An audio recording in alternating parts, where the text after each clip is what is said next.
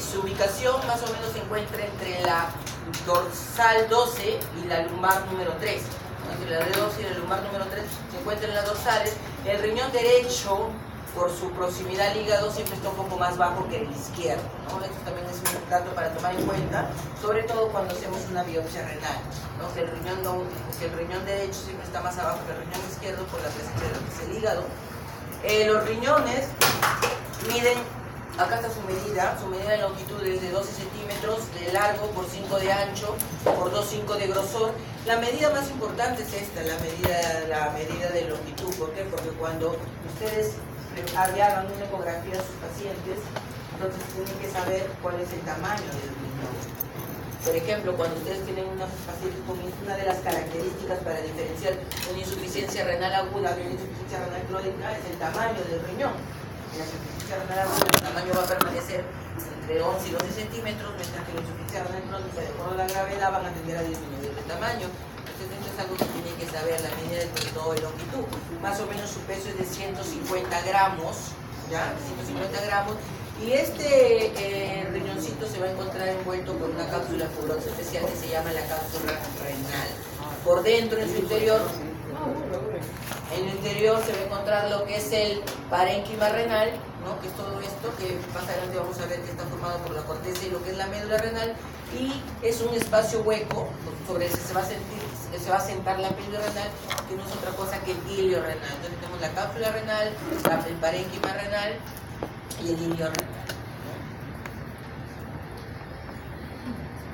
Esto es cuando lo vemos como un corte coronal. En un corte coronal quería mostrarle esta figura porque me parece importante. Como vemos acá, el riñón está rodeado por la cápsula fibrosa, la cápsula renal, pero se va a encontrar inmerso en tejido adiposo, ¿no? Que va a quedar incluido, y dentro de este tejido adiposo sobre todo va a estar rodeado por una fascia que es renal, lo que es la famosa fascia de Gerota. ¿Por qué es importante esta fascia de Gerota? Porque frente a un absceso renal, si es que se rompe un quiste, si es que hay un sangrado renal tras una biopsia renal, ¿no? Esto va a quedar contenido dentro de esta cápsula y va a evitar normalmente que se expanda hacia la parte intraperitoneal. O sea, se va a quedar como encapsulado, contenido a través de esta fascia de Gerota. Es importante que lo conozcan. Entonces, hablamos de que acá tenemos lo que es el ingreso. Esta parte, la parte más cóncava de lo que es del riñón, tenemos el hilio renal, ¿no? Que es el ingreso de diferentes estructuras. En estas estructuras van a entrar la arteria renal, por ejemplo, forma parte del hilio renal, la arteria renal, la vena renal y el ureter. En orden, mirándolo de adelante para hacia atrás, primero nos vamos a encontrar con la vena renal, que va a desembocar en la vena cava inferior, posteriormente la arteria renal, y finalmente lo que es por atrás de lo que son los vasos sanguíneos vamos a encontrar la pelvis renal y el inicio de lo que es el ureter, ¿no? Como acá hay no sé si han visto un famoso meme que es de los nefrólogos, que parece que en medio de como el Titanic, ¿no? Que acá la Ross, Jack lo grande es tipo Titanic, ¿no? Aquí está la aorta con lo que es la vena cava inferior, como para que no se olvide. Entonces, cuando hablamos ya de la estructura interna del riñón, hablamos de que hay lo que es la famosa, lo que es el parénquima renal, que está dividido en dos capas, digamos. Una capa externa, que es la corteza renal, que vemos esta corteza renal que está aquí, y la parte interna, que es la médula, que lo vemos que son estos como especie de pirámides invertidas o triángulos, que es lo que es la médula renal. Entonces tenemos corteza renal externa, médula renal interna. ¿Por qué es importante la corteza renal? Porque en la corteza renal se van a encontrar todos los glomérulos, ¿no? Va a tener alrededor del 1.000.000 de nefronas, y que son, como vamos a explicar más adelante, la principal célula del riñón, unidad estructural y funcional del riñón. Y es importante que, como acá se encuentran todos los glomérulos, ¿ya? En la corteza se van a encontrar todos los glomérulos, vamos a ver cómo se disponen. Cuando hay una insuficiencia renal, esa corteza va a tender a disminuir de tamaño, va a tender a adelgazarse, va a tender a atrofiarse, digamos, a hacerse laminar muchas veces. Entonces, cuando nosotros pedimos una ecografía renal, no solo vamos a pedir para saber el tamaño del riñón, la segunda medida importante que tienen que conocer es cuánto mide la corteza renal. Entonces la corteza renal mide alrededor entre 18 y 22 milímetros, casi 2 centímetros, y cuando está más corta es una característica de insuficiencia renal. Porque es importante que sepan cuánto mide esta corteza. Miren, cuando hay determinadas enfermedades, por ejemplo, el paciente con poliquistosis renal va a tener que, los riñones van a ser grandes, muchas veces no miden 12 centímetros, miden 15, 18, 20 centímetros, pero la corteza sí está delgada. O cuando tienen uno mismo los pacientes diabéticos, por tener resistencia a la insulina, tienen riñones que son un poquito grandes, no son riñones pequeños, pero las cortezas siempre van a estar disminuidas.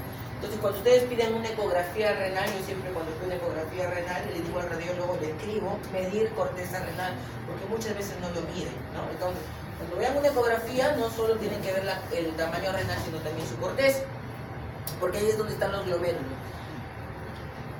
No se olviden. Entonces, acá contiene dos tipos de nefronas, ya las nefronas que le llaman corticales, que son las que están más pegaditas a la corteza, y las nefronas que se llaman justamedulares, que están justo reposando, se podría decir, cerca de lo que es la médula. De acá para acá ya está la médula, de acá está la corteza. Todos los glomérulos están en la corteza, ¿ya? Pero las asas de Henle sí van a ingresar a lo que es la médula, tanto la médula interna, más externa como la médula más interna, ¿no? Entonces hay dos tipos de glomérulos, los corticales y los justamedulares. La médula renal, como le hemos mencionado, son estas pirámides renales invertidas, ¿ya? Que desembocan estas pirámides en lo que son las papilas, ¿no? La punta de las pirámides se llaman lo que son las papilas y tienen el aspecto estriado. ¿Por qué? Porque acá se encuentran los túbulos renales. Acá están los glomérulos y por acá bajan todos los túbulos colectores. Los túbulos colectores, y por eso desembocan en lo que es la papila renal, ¿no? Los túbulos colectores desembocan en el área cribosa de la papila. Al costado, entre pirámide y pirámide, estas columnas se le llama columnas de Bertini. Y estas columnas de Bertini no es otra cosa que llevan los vasos sanguíneos interlobulillares que van a irrigar todo lo que es la corteza renal, ¿no? Entonces acá dice que las columnas de Bertini se encuentran en los vasos sanguíneos y los nervios de la corteza. Justo les explicaba a sus compañeros que, por ejemplo, hay algunas, cuando tenemos que hacer una biopsia renal, como los pacientes con síndrome nefrótico, siempre tenemos que ver el tamaño de la corteza, porque si esta corteza es muy delgadita, generalmente con menos de 14 milímetros ya no hacemos biopsia. ¿Por qué? Porque tenemos el riesgo de que en lugar de coger corteza, meternos a la médula, y la médula está en los vasos sanguíneos, entonces sangra un hematoma, ¿ya? Entonces, como verán, todo lo que les estoy explicando tiene algún cierto grado de implicancia clínica, ¿ya? La pelvis renal, bueno, la pelvis renal ya lo conocen, es esta forma de embudo que se encuentra acá sentado sobre lo que es el seno renal y va a recoger lo que es la orina que ha llegado a través de estas papilas famosas. Ya saben que primero tenemos lo que son las cálices menores y lo que son los cálices mayores, van a formar el infundíbulo y va a conectarse con el embrión. Hablando ya de la nefrona, ya hablando de una parte un poco más histológica, ya es algo también que ustedes conocen, ¿no? Vamos a ir a unas partes que me parecen mucho más bonitas. Entonces ya saben que la nefrona está conformada por una serie de túbulos renales y una serie de capilares que están en forma de ovillo, que es el famoso glomérulo, que va a tener una cápsula de Bowman, y de ahí va a salir una serie de túbulos que van a ser rectos o contorneados según la parte con la que se encuentren y van a desembocar en lo que es un colector renal. Aproximadamente tenemos 1 millón de nefronas por cada riñón, ¿ya? Ahora, algo importante por ejemplo, de las nefronas es que están formando sus células. Una de las células son podocitos, son células como las células, digamos, como las células neuronas. Es decir, que unas que ves que se pierden no se regeneran. Entonces, en cuanto a lo que es la estructura de la nefrona, tenemos lo primero que hemos dicho de que los capilares sanguíneos se hacen como un ovillo y forman parte del glomérulo, y sobre el glomérulo está rodeado lo que es por una cápsula, la cápsula de Bowman o cápsula glomerular, ¿no? Luego sabemos lo que le sigue es el túbulo contorneado proximal. Ya cuando lo que le sigue el túbulo contorneado proximal es el asa de Henle. El asa de Henle tiene una parte delgada descendente y una parte gruesa ascendente. Vamos a explicar más detalladamente más adelante por qué. Desembocan en el túbulo contorneado distal y en el túbulo colector cortical, ¿no? Entonces, para ver acá lo que es el ovillo, ¿no? Este ovillo, que lo llaman glomérulo, muchos también le llaman como corpúsculo renal, Y acá tenemos lo que es la cápsula de Bowman, túbulo contorneado proximal, parte descendente del asa de Henle, la parte ascendente gruesa del asa de Henle, túbulo contorneado distal, que como verán se aproxima nuevamente, y vamos a ver por qué se aproxima al hilio glomerular. Luego se ve el túbulo contorneado, bueno, el túbulo contorneado distal, el túbulo conector que uno le llama, y desemboca en el túbulo colector. Vamos a hablar las características de cada una, ¿no? Es lo que yo le llamaba. Cuando viene la arteria renal, ¿no? Ingresa y se comienza a subdividir en las arterias interlobares, interlobiliares, arqueadas, termina en lo que es la arteriola aferente. La arteriola aferente ingresa en este hilio, ¿no? Y se forma una serie de ramas. Es el endotelio, que es el glomérulo, también llamado corpúsculo renal, y va a desembocar en una arteriola eferente. Sobre esto tenemos una cápsula, ¿no? La cápsula de Bowman, que no es otra cosa que una continuación de lo que es el túbulo proximal. El túbulo proximal está formado por células epiteliales cilíndricas, pero estas células, cuando van a formar la cápsula de Bowman, se aplanan porque quieren hacer una pared, ¿no? Porque son una pared, y forman la famosa las células parietales, ¿no? del glomérulo, de la cápsula de Bowman. Pero cuando entran en contacto con las células endoteliales de las arteriolas aferentes, estas se transforman y dejan de ser células parietales para ser unas células especializadas que se llaman podocitos. O sea, el podocito no es otra cosa que una célula epitelial, ya venida de estas pavimentosas, que es en contacto con el endotelio se han especializado. ¿Para qué? Para formar los famosos podocitos con sus prolongaciones citoplasmáticas, endotelio, aumentar la superficie de absorción, que es porque acá se produce todo el proceso de filtración. Y vamos a ver acá lo que dice, ¿no? La capa visceral de la cápsula de glomérulo está compuesto por los podocitos que rodean a los glomérulos, y la capa de material por tejido pavimamentoso. Entre estos dos está el espacio de Bowman. Aquí se va a producir el proceso de filtración. La sangre entra, se produce el proceso de filtración, y el proceso de filtración va a salir a lo que es el espacio de Bowman y directo a los túbulos para ser eliminado como túbulo. Ahora, porque es importante, ahora hemos hablado con sus compañeros a raíz del síndrome nefrótico, conocer si el principal proceso que se va a llevar a cabo en este glomérulo, que es la filtración, ¿no? Es el principal proceso de todo lo que es la parte de la fisiología renal.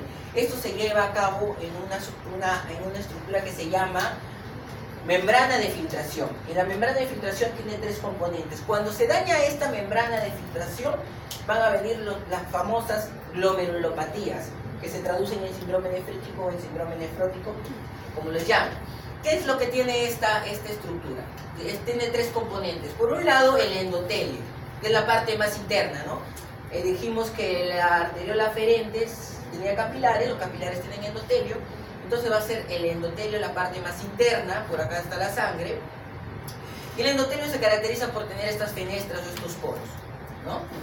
Va entonces a tener fenestraciones que permiten el paso del agua y solutos tales como iones y moléculas pequeñas. Entonces va a ser lo que primero le va a dar una selectividad de tamaño. Esto es un filtro, es una membrana de filtración, una membrana, ¿no? Va a pasar lo que necesita pasar y va a retener lo que necesita retener. En este caso, este es se puede decir la primera estructura que va a hacer el filtro, ¿no? Los endotelios fenestrados. Seguido del endotelio fenestrado, vamos a tener la membrana basal. La misma membrana basal de toda célula que tiene, la membrana basal, el endotelio se va a pegar con la membrana basal, se va a fusionar con la membrana basal del podocito, y se caracteriza por esta membrana basal porque está formado por un tejido de colágeno, rico en colágeno tipo 4, pero que tiene unos glucosaminas que se llaman de paransulfato, y que lo hace que tengan una una carga negativa. Entonces, como las proteínas, que son las que no queremos que se pierdan, son negativas, al pasar acá negativo con negativo, se van a repeler y van a volver a la sangre. Entonces esto le da una selectividad de carga. Tú eres proteína, eres negativo, adentro, ¿no? Entonces finalmente tenemos la capa más interna, lo que les mencioné, los famosos podocitos que han venido de la capa visceral, que se han asentado sobre el endotelio, y los podocitos se caracterizan porque van a tener estas fenestras que ven acá, ¿no? Estas fenestras entre podocito y podocito estas fenestras. Pero en estas uniones intercelulares, digamos, estas fenestras, van a haber unas pequeñas, que se pueden ver en el microscopio electrónico, hendiduras, que se llama hendidura de filtración, y sobre esa hendidura de filtración va a haber una proteína importante que se llama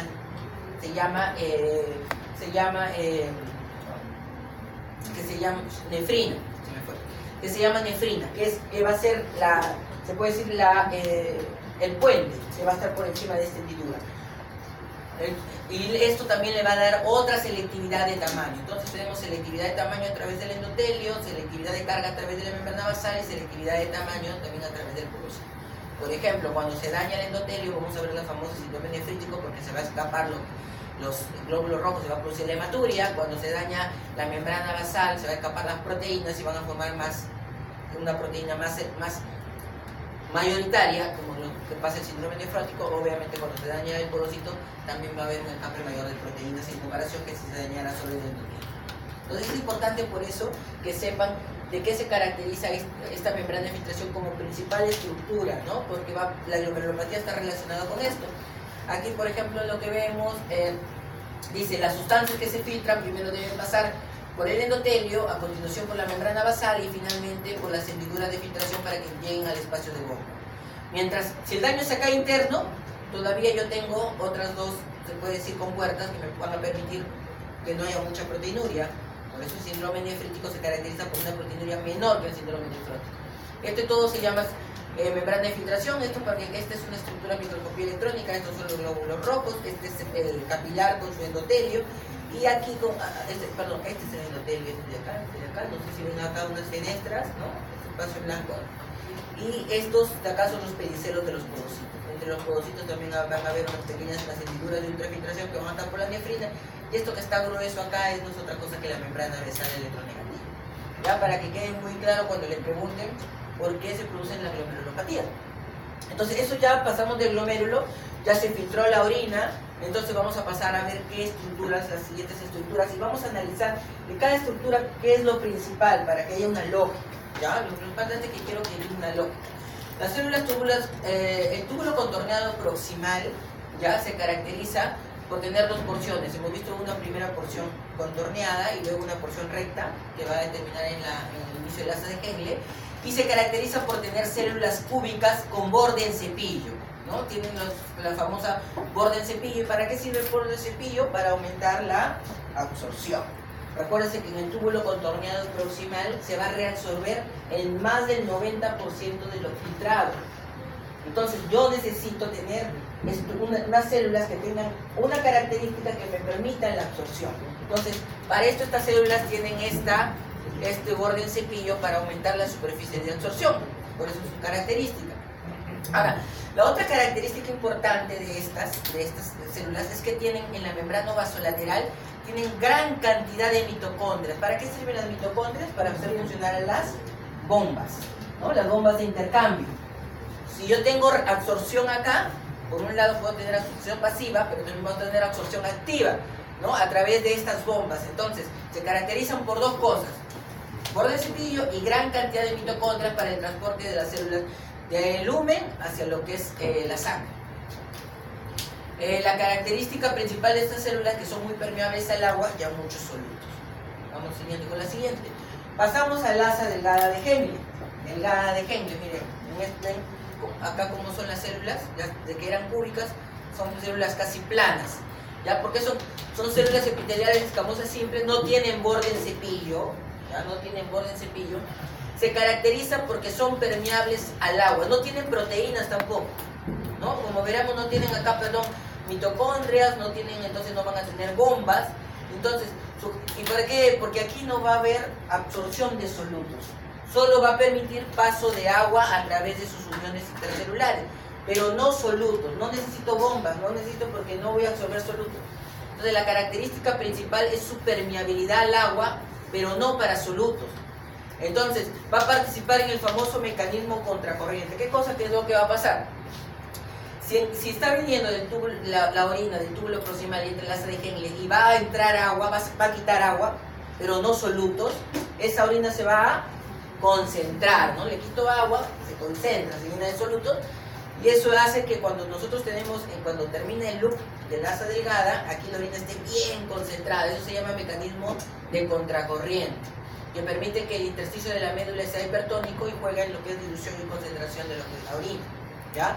Entonces, ya nos salimos de la asa delgada, hacemos el loop y nos subimos a la asa gruesa. Entonces, la rama gruesa del asa de Henle nuevamente, vemos, son unas células muy parecidas a las células del túbulo contorneado proximal, ya compuesto de células cuboidales tiene también microvellosidades, no la cantidad que tiene el túbulo proximal, pero se caracteriza por esto, que está moradito. ¿Ven acá lila? Que es una capa glicoproteica. Es una capa glicoproteica. ¿Qué hace esta capa glicoproteica? Va a impedir que se absorba el agua. La descendente se absorbía mucho el agua, nada solutos. En este va a ser lo contrario. Se va a absorber los solutos a través de las bombas que tiene la membrana vasolateral, tal como el túbulo contorneado proximal, pero no se va a absorber el agua porque tiene esta capa glicoproteica. ¿Qué va a pasar? Que la orina, después que estaba concentrada, al momento de subir, no va a permitir que se absorba más agua, pero sí solutos. Cuando los solutos se van a absorber, la orina nuevamente se va a diluir, ¿ya? Entonces, estas también se caracterizan porque son altamente permeables, dice, a solutos como el cloruro de sodio, pero no al agua, ¿ya? Entonces es permeable a los solutos, pero no al agua. Y acá le dicen bien claro, ¿no? Particularmente al cloruro de sodio. Bueno, más adelante vamos a ver cómo es esa particularidad que tiene con el cloruro de sodio. El aparato yustoglomerular. Si bien hablamos de que había hablamos de que había la membrana de filtración como principal estructura, otra estructura que va ahí también en importancia es este famoso aparato yustoglomerular. ¿Cómo está formado ese aparato yustoglomerular? Ya nos fuimos al asa gruesa del asa de Henle, pasamos al túbulo contorneado distal. El túbulo contorneado distal no es ese famoso dibujito que nos enseñaban en primaria, ¿no? Que iba al conector, sino el túbulo contorneado proximal se va a intentar acercar al ilio acá, por donde entraba la arteriola aferente y la arteriola eferente. Este es el túbulo contorneado distal. Se va a acercar. Y cuando se aproxima el túbulo contorneado distal, va a ocurrir acá también una serie de cambios en algunas células, ¿no? Y a esta estructura se le llama aparato yustoglomerular. ¿Qué se va a modificar? Las células del endotelio ya se van a caracterizar porque van a comenzar a contener fibras musculares. Entonces va a comenzar a ser células mioepiteliales. Van a tener capacidad de contracción, ¿ya? Y van a tener gránulos de renina. Acuérdense del famoso sistema renina-angiotensina-aldosterona, ¿no? La renina produce angiotensina, la angiotensina es un potente vasoconstrictor, la aldosterona es un potente retenedor de sodio. Entonces, esta renina va a estar aquí. Entonces, ¿para qué va a servir estas células mioepiteliales de esta renina? Porque van a permitir un mecanismo, este aparato yustoglomerular es un mecanismo de regulación. ¿Qué quiere decir? Que cuando la sangre ingrese por aquí, si yo encuentro, digamos, poca sangre que me está llegando, ¿no? Entonces, ¿qué voy a hacer? Voy a hacer que mis células mioepiteliales se relajen y voy a hacer que se vasodilate mi arteriola aferente y con eso ingresa más sangre a mi riñón. Todo lo contrario, si está viniendo la sangre con mucha presión, ¿qué voy a hacer? Voy a hacer que mis células mioepiteliales se contraigan y cuando se contraen voy a impedir que ingrese tanta presión aquí para conservar mi presión de mi glomérulo. Entonces, son básicamente sensores de presión arterial. Aquí también, eso es lo que le pasa con las células endoteliales, pero con las células del túbulo epiteliales, del túbulo distal, también se transforman, se hacen unas células mucho más cilíndricas que se le llamamos mácula densa. Y esta mácula densa lo que va a sintetizar es la osmolaridad de la orina. La orina está viniendo por acá, por el túbulo contorneado distal.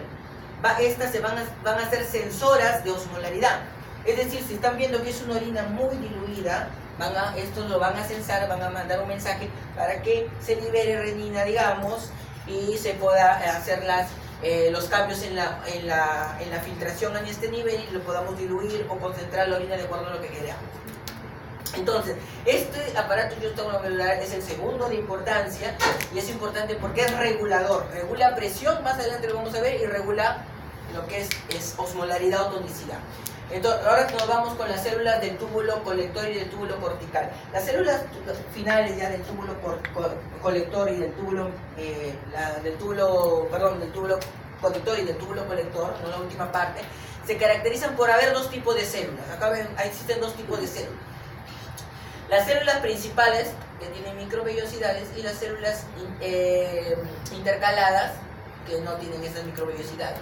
Las células principales se caracterizan, ¿sí?, porque tienen sensibilidad a las hormonas. Es decir, esto acá va a permitir el ingreso de agua de solutos a través de su sensibilidad a determinadas hormonas, como cuáles, la vasopresina o la antidiurética, ¿no?, y la aldosterona. Entonces, tanto la aldosterona como la vasopresina o la antidiurética van a trabajar a través de estas células intercaladas. De estas células principales. Esas otras células intercaladas, que son unas células mucho más simples, son las que se encargan de secretar iones de hidrógeno, ¿no? Entonces van a servir para lo que es la regulación del equilibrio ácido-base. Una de las principales funciones del riñón es regular el equilibrio de ácido-base. Lo hacen de dos maneras: reabsorbiendo en el túbulo contorneado proximal bicarbonato o excretando lo que es iones de hidrogenio. Entonces el túbulo contorneado colector va a tener dos tipos de células, las principales para responder a las hormonas antidiurética y aldosterona, y las células intercaladas que se encargan de la secreción de iones. Esto es lo mismo, ¿no? Las células ya del túbulo colector, que ya están un poco más en la médula, también son las que responden, como menciono acá, a lo que es la vasopresina. Entonces, eso es en cuanto a las estructuras. Hemos hablado un poquito de las características. Se han dado cuenta de que cada célula es diferente y tiene características diferentes de acuerdo a qué estructura de la nefrona se encuentra. Ahora vamos a hablar un poquito de lo que es fisiología renal. Disculpa que estoy un poco acelerado, pero tengo consultorio a las 12. Y vamos a hablar de la fisiología renal. Cuando hablamos de la función del riñón, ¿no? La función del riñón normalmente muchas veces decimos es excretar agua, el exceso de agua a través de la orina, la diuresis, y excretar desechos nitrogenados, ¿no?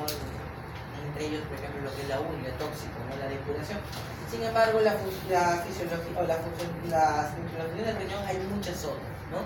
Entonces, control del volumen del fluido extracelular, regulación de la osmolaridad, como hemos visto, mantenimiento del balance iónico, ¿no?, del equilibrio ácido-base, lo que hemos mencionado, la creación de sustancias, la producción de hormonas, como por ejemplo la eritropoyetina. Entonces, cuando el paciente tiene insuficiencia renal, no se produce eritropoyetina, entonces el paciente comienza a presentar anemia.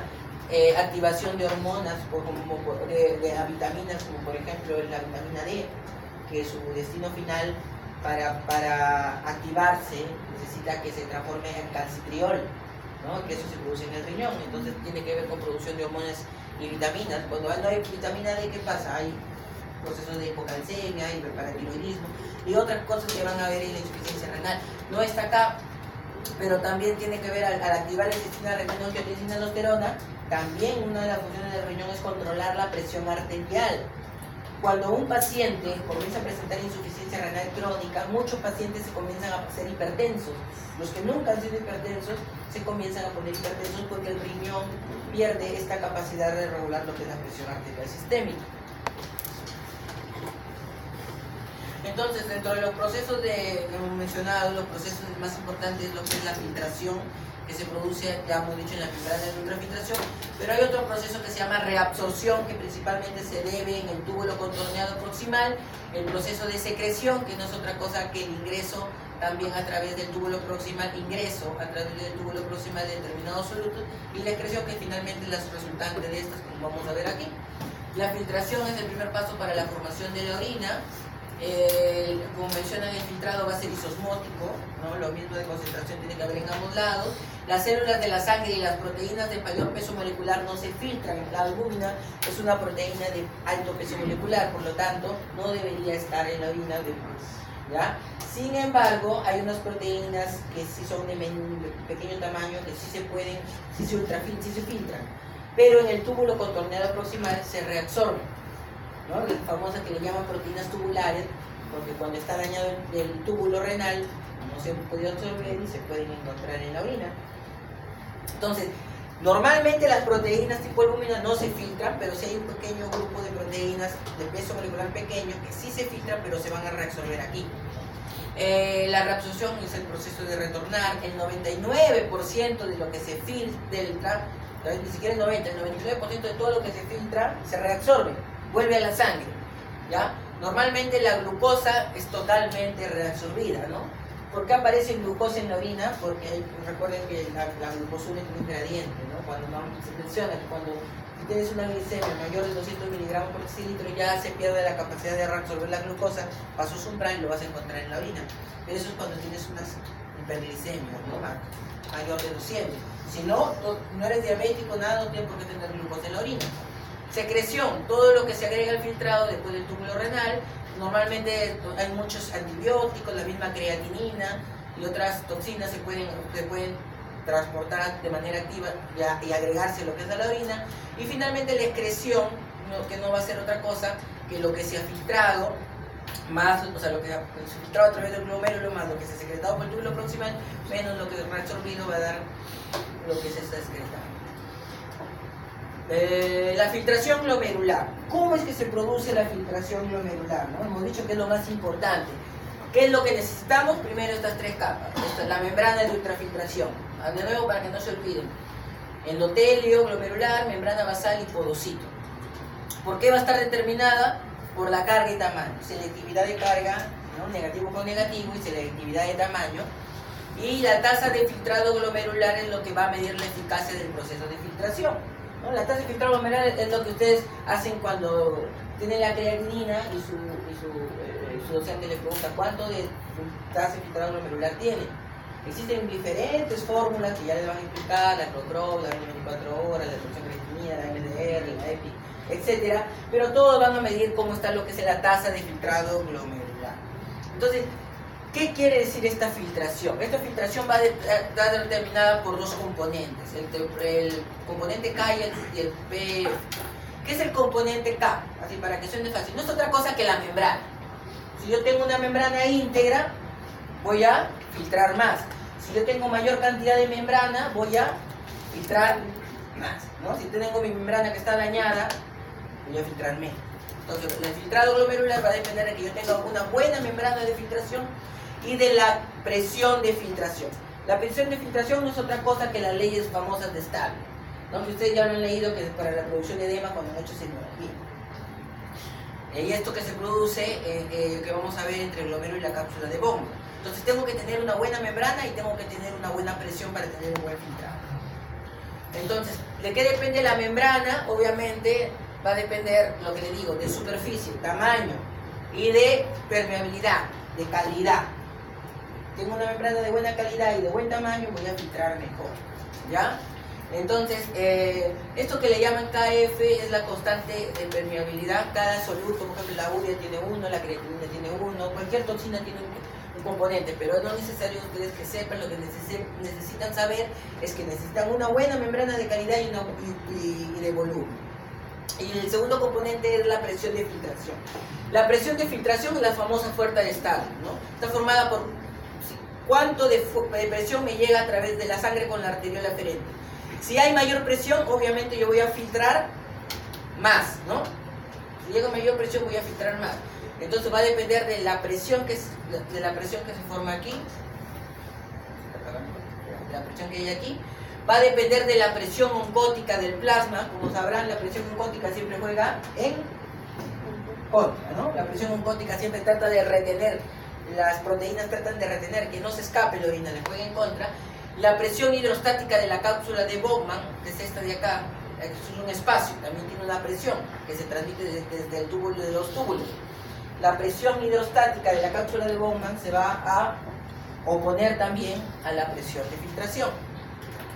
Normalmente acá también debería tener una presión oncótica, pero como es un espacio, como las proteínas no se filtran, la presión oncótica de la cápsula de Bowman se considera cero, se considera nula. ¿Se entiende, no? Entonces, ¿de qué va a depender de la filtración de una resultante? De la presión menos la presión oncótica que se opone menos la presión de la cápsula de Bowman que también se opone. ¿Ya? Sí, se entendió, ¿no? Como le dé. ¿Ya? Fácil como le dé. Vamos a seguir. Esto es lo que le comentaba, ¿no? La presión filtración final va a ser la resultante de lo que es la presión hidrostática capilar menos la presión osmótica del plasma menos la presión hidrostática de la cápsula de Bowman. Entonces acá tenemos la presión hidrostática del capilar, acá digamos por ejemplo dice 60, menos la presión de la cápsula de Bowman 18, menos la presión osmótica 32, la presión final de filtración fue más 10. Hay filtración, ¿ya? Hay filtración. Recuerden que acá en este caso, a diferencia del intersticio, del edema, hay una presión en el intersticio óptico y no porque la cápsula